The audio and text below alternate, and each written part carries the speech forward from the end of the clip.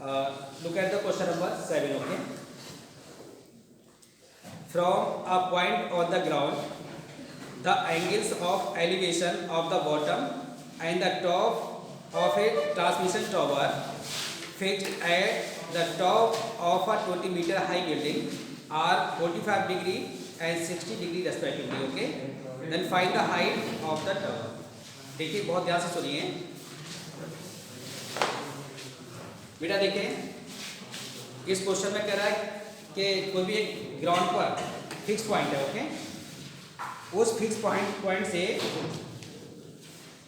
The angle of elevation of the bottom and top of transmission tower fixed at the top of a 20 metre high building are 45 degree and 60 degree respectively. कह रहा है कि ground पर कोई भी एक fix point है। देखिए like this, look at the diagram. Okay, देखिए फर्स्टली देखिए ये आपका ग्राउंड है बेटा, ठीक है ना।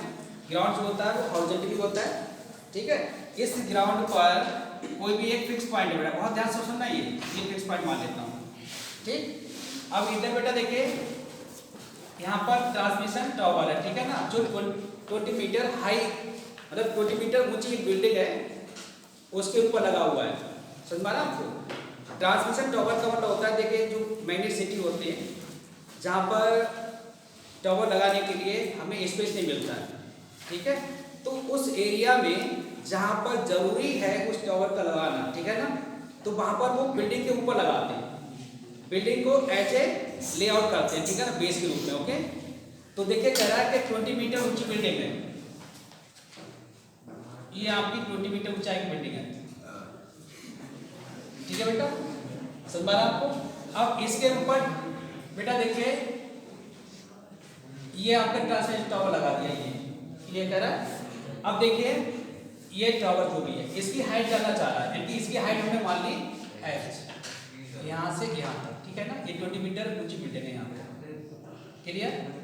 अब कह रहा है क्वेश्चन में उस ग्राउंड पर जो पर्टिकुलर फिक्स पॉइंट है उससे इस टावर के बॉटम और टॉप का जो एंगल ऑफ एलिवेशन है वो आपकी बुक में दिया हुआ है। क्या है बेटा? देखिए इसमें कह रहा है आपसे the angle of elevation of the bottom and the top of the transmission tower fix eight the top. देखिए बेटा जो एंगल ऑफ एलिवेशन उस फिक्स पॉइंट से पहले इसके बॉटम मतलब जो टावर है उसके बॉटम से एंगल ऑफ एलिवेशन कितना होता है? 45। ये बेटा कितना होता है? 45 डिग्री। ओके, देन इस टावर के टॉप से और इस जो फिक्स पॉइंट है उससे कितना होता है बेटा? 60। ओके, ये आपका 60 डिग्री है। क्लियर आ गया समझ में आपको? क्लियर। अब देखिए then find height of the tower. इस टावर की हाइट निकालनी है तो इसकी हमने हाइट मान ली। Okay, let h be the height of the tower. बेटा इस टावर की हाइट मान ली हमने, h मान ली। क्लियर हो गया बेटा? अब देखिए बिल्डिंग जो होगी वो ये बिल्डिंग है बेटा जिसकी 20 मीटर हाइट है, ये ग्राउंड के साथ हमेशा परपेंडिकुलर तो होगी बेटा, ये मींस 90 डिग्री एंगल बनाएंगे। अब देखिए बहुत ध्यान से देखिए, पहले आते हैं बेटा इस ट्रायंगल में। सपोज मुझे हाइट निकालनी है तो इसको बेटा देखिए हम इसके पॉइंट को रिप्रेजेंट कर देते हैं A B C and D। तो फर्स्टली बेटा एक ट्रायंगल आपका राइट एंगल ट्रायंगल ये बन रहा है, ये बना ना, ये वाला ये A B C, और सेकंड कौन-सा बन रहा है? A B और D, ठीक है। इन दोनों राइट ट्रायंगल जो भी बन रहे हैं इनका यूज करते हुए मुझे इसकी हाइट निकालनी है। देखिए ध्यान से, फर्स्टली किस ट्रायंगल में आएंगे बेटा? इस ट्रायंगल में। Okay, in triangle A B C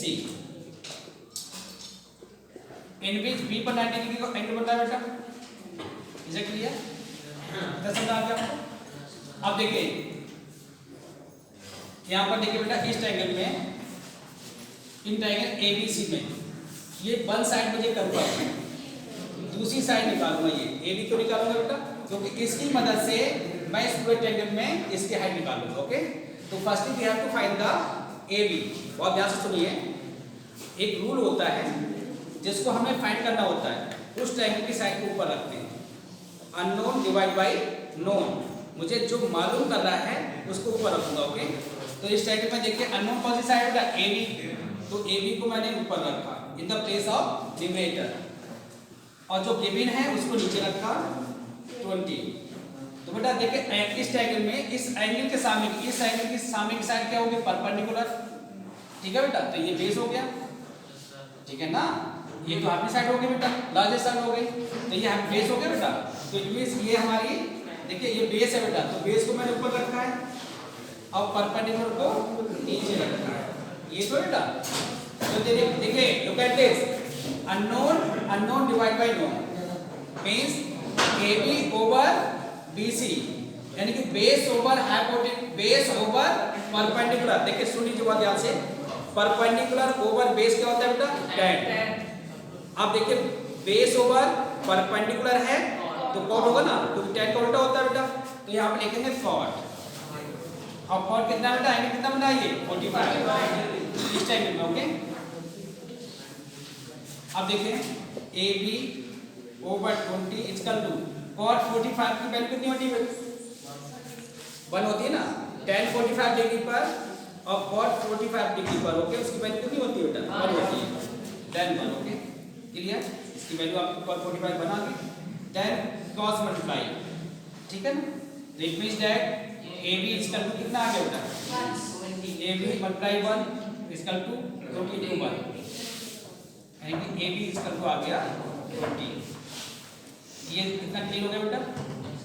अब देखिए बस अगर अब देखिए मुझे हाइट फाइंड करनी है, तो इट मींस हाइट जब फाइंड करेंगे तो ये पूरी साइड लेंगे ना, क्योंकि ये हाइट जो है इसके साथ में इस ट्रायंगल में। ओके, तो बस अगेन देखिए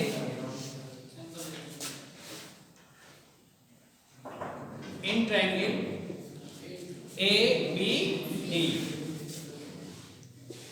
इन विच B एंगल 90 डिग्री। ओके, देन आफ्टर देखें इसमें देखिए बहुत ध्यान से, ये बेटा देखिए साइड है जिसमें ये हमें साइड मालूम करना है, it means BD over AB,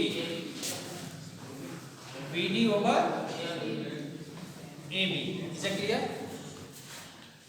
अब देखिए इस साइड ये ट्रायंगल में इस एंगल के सामने की साइड ये परपेंडिकुलर हो गई, तो ये बेस हो गया बेटा, तो परपेंडिकुलर ओवर बेस किस में आता है बेटा, tan में आता है ना, तो यहाँ पर लिखेंगे tan 60 डिग्री, कितना एंगल बेटा ये 60 डिग्री।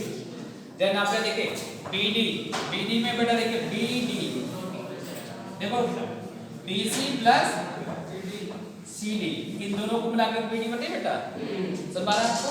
तो BC की जगह लिख देंगे बेटा देखिए 20 और इसकी जगह लिखेंगे बेटा H ओवर AB कितनी आई बेटा, AB substitute this value. Okay 20, इसका tan 60 की वैल्यू होती है √3 ओवर लगा दिया, देन cos मल्टीप्लाई। ओके, इसकी मल्टीप्लाई से करूंगा तो बेटा देखिए 20 plus H into 1। Okay, then आप इसकी मल्टीप्लाई इससे करेंगे 20 into √3। क्लियर, 1 से किसी वेरिएशन टर्म की मल्टीप्लाई करते हैं तो हमेशा सेम नंबर आती है, it means that 20 plus H equal to इसकी multiply 20√3। Okay, then we have to find the H निकालना बेटा। तो देखिए बेटा ये टर्म जो है लेफ्ट टू राइट ट्रांसपोज होगा, मीन ट्रांसफर कराएगा, then sign will change. Okay, इसका साइन प्लस का माइनस हो जाएगा उस साइड जाकर। ओके, तो यहाँ लिखेंगे 20√3, ये इधर जाएगा तो माइनस का 20 हो गया। देन देखिए बेटा जो कोई भी हमारा चाहे न्यूमेरिक एक्सप्रेशन हो या फिर अलजेब्रिक एक्सप्रेशन हो तो firstly we have to simplify that. Okay, पहले उसको हम सिंपलीफाई करते हैं, इट मींस दैट बेटा देखिए इसमें 20 कॉमन ले सकते हैं, तो 20 कॉमन लेंगे तो यहाँ रह जाएगा √3 - 1।